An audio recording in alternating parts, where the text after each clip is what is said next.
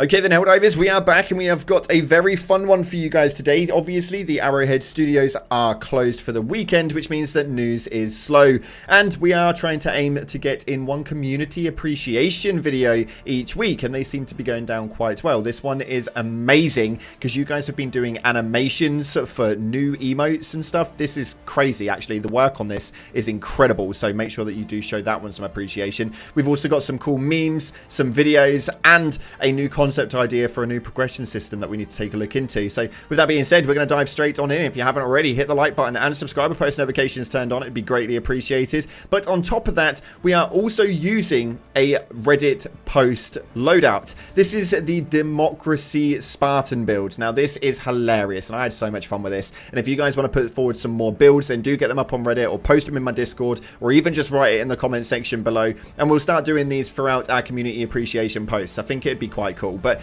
all of the gameplay in the background is from the Democracy Spartan build, with the stun lance, the exploding crossbow, the throw-in knife, twig snapper armor, roadblock helmet, and we're using the directional shield instead of the ballistic shield. It is very, very cool and very, very fun, although a pretty challenging one for the casual. I'm not gonna lie to you, this one really tipped me over the edge at points, but it is a good fun one and I recommend giving it a crack. Moving forward though, we have got this right here, which is an animation that somebody has made, which is absolutely incredible. I think that this one is so well made that if Arrowhead do ignore this, they are crazy. But this is a animation that they made for some emotes, including the sit down emote. We have the up high emote, which is obviously non-looping but completely interactive.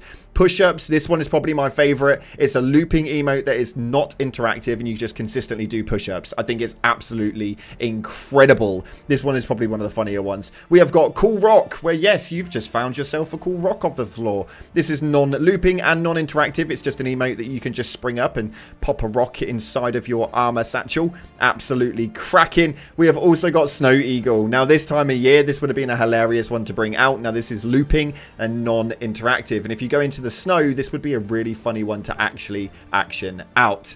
Making those snow angels pretty cool. We've got the slap emote, which is a lot like the kick emote, and I think it's definitely something we should be able to do. It would be so funny. Obviously low damage, short stun with a melee ability attached to it. And the exosuit, yeah, I'd love an ability where if you're in the exosuit, you can salute inside of the exosuit. This would be so damn amazing if we had certain emotes that were attached to certain gear. Overall though, this was absolutely amazing and incredible, and it didn't get as many upvotes as I thought it was going to be. It got 4,500 upvotes and it definitely requires some more. So as always, the source is down in the description. Make sure you go in and give it an upvote because it definitely deserves it. This one right here though is quite a funny one with over 2,100 upvotes. It states, I mean seriously, what happened to the DSS? Arrowhead, I think I forgot something. If you forgot, then it wasn't important. Arrowhead, yes, you're right. And the DSS is still just sat there. As to what's going on with the DSS, we actually have no idea, but we've only just received it. And now it's pretty much just gone AFK completely, as I know that they wanted to hit some reworks. Unfortunately, right now, what they're doing is just completely taking it offline. I don't know if this is part of the storyline while the Illuminate are attacking and they've knocked it off and you can't use it, or if this is just some way of them being able to rework the pieces that they want to remake. I have no idea. But overall right now the DSS is still out of action, and well, I kind of want it back now. It brings a little bit more carnage and chaos, and I think that the kills on the side of the Illuminate would be absolutely baffling. Next up, we're going to look at this week's funniest bug inside of the game, and that's right, this one is posted up with 2,000 upvotes in the Helldivers 2 Discord for the kick emote into space, and this is the one you can do on your Super Destroyer. And I think for me personally, this is probably one of the funniest things that I have seen, especially when people don't see it coming. You can just kick them straight through the Hell Pod holes. It's perfect, and it's definitely one you need to try on your friends. So if you haven't already, make sure you do jump on in there and give them a little boot. It'll be good fun. And then we're going to talk about this right here, because this received 7,400 upvotes, and I think this is something that we definitely need to take a look into and take a thought about, because when we first started the game, we got the Helldivers mobilize war bond, and this thing was huge, and it gave you the ability to really grind out the game and get yourself some cool stuff so that you were able to, well, just actually get some cool stuff. This was free of charge, you didn't have to pay for it, and it gave you a kick up the rear end as far as armor and weapons and boosters and so much more. And I think that this is something something that we need to see maybe on a 6-monthly basis, but likelihood is we probably won't receive another one for a long time because, well, they need the money. But nonetheless, it states right here, don't get me wrong, the new content is great. I have been having a lot of fun with the Illuminate and the new weapons and stratagems, but one thing I'm missing from my early days of playing the game is the progression. I miss having a long-term progression system and just something more tangible to work towards other than your rank number. I still enjoy the game for what it is, but I miss spending weeks, months working towards unlocking something than how rewarding it feels when you finally unlock it and move on to your next goal. You don't get that feeling anymore after you complete all of the ship modules and war bonds, and I'm sure other people feel the same way. Now, unfortunately, this does seem to be the case. Now, obviously, we've got all the new content in form of the Illuminate, we've got the urban biomes, we've got the new vehicle, we've got all of this cool stuff, and they do seem to every so often give us an MO that will reward us with a new stratagem, so we do have those slight progression points in there, although a lot of you guys are already level 150, and for those of you guys who aren't, are not really too bothered about the leveling system. Now, why aren't you bothered about the leveling system? Well, actually, it does absolutely naff all and doesn't really bring much to the table in that term. So for me, I think the leveling system is pretty much just bragging rights. It's not really something you worry too much about, and other than that, I think that there's not really anything else to go for anymore. I think that that's probably the hardest pill to swallow when it comes to this, as the mobilize Helldivers war bond was something that you just wanted to get complete, and it was so large that it took you ages to be able to do it.